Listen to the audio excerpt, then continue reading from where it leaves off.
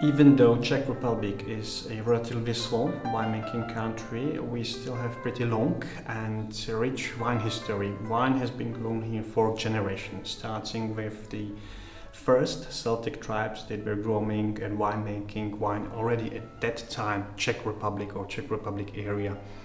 However, the first written historical records on wine growing and winemaking came with Roman legions. Actually, the 10th Roman legions, they used to have an encampment in Vindobona, nowadays Vienna, and actually had a fortified position or camp in today's Palava Highlands or Palava area.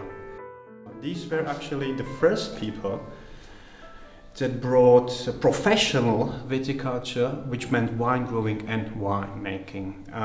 The wine growing and the history of wine then continues during the Middle Ages, when it was centered mainly around different monasteries and different monks. But with Czech Republic, and in our case, wine growing experienced great boom, especially during the reign of one of the biggest figure in history of Czech Republic, which was Charles IV, Czech king and Roman emperor. As for nowadays, wine and wine industry, as we call it these days, has experienced great boom after the 1989, and it's pretty much okay to say that our not only technology but also wine growing and wine marketing, wine sale is easy to compete any other wine world country, and the same applies for the wine quality. According to wine law of the Czech Republic, there are at present two wine growing regions. The wine growing region of Morava, which is Moravia in English, and the wine growing region of Čechy, which is Bohemia in English. The Čechy wine growing region is further subdivided into two sub-regions, which is Mělnická and Litoměřická sub-region. Mělnická region, for example, is also covering the individual vineyards, for example, in our capital Prague, which is kind of interesting. And as for Moravia, which is further subdivided into four sub-regions, there are Znojemská, Velkopavlovická, Mikulovská and Slovácká. And as for Moravia, it accounts for 96% of all grape growing area in the Czech Republic. So as for the varieties, the most widely grown wine varieties from descending order in case of white is Grüne Miller Zürgau, Welsh Riesling and Rye Riesling, just to mention these few. And as for reds, again in descending order, there is St. Laurent and Blaufränkisch. However, during the last 10 or maybe 15 years, there's been lots of planting of new varieties or new crossings, so-called autochthonous varieties that are unique to Czech Republic.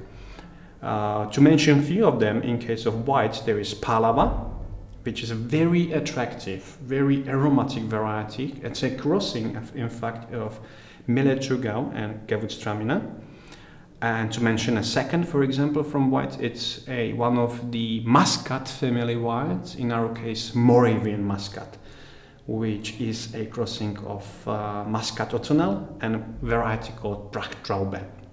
And to mention at least one from reds, we have a very nice fruit-driven red variety called André, which is a crossing of Blaufränkisch and St. Laurent.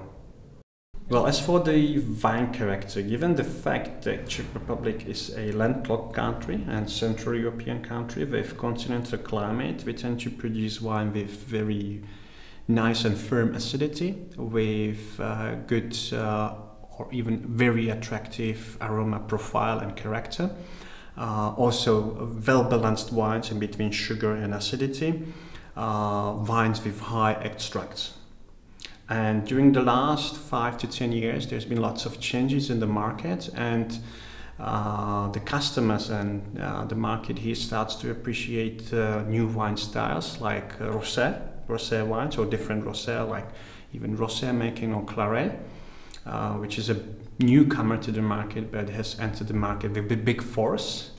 During the last 10 years, Czech Republic has come to acknowledge its history of winemaking in form of St. Martin's wine, which is a young wine produced on 11th of November, and it's served on St. Martin's Day, which is a big tradition and maybe can be compared to French Beaujolais Nouveau.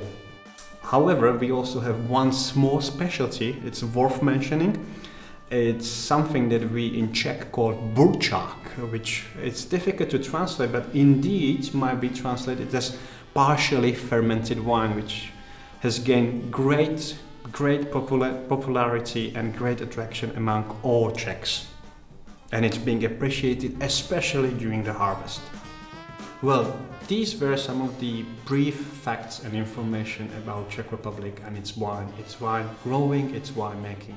Of course, there is much more to tell and much more to experience indeed. One of the good places to learn more about Czech wines, Czech history of wine growing and winemaking is varieties.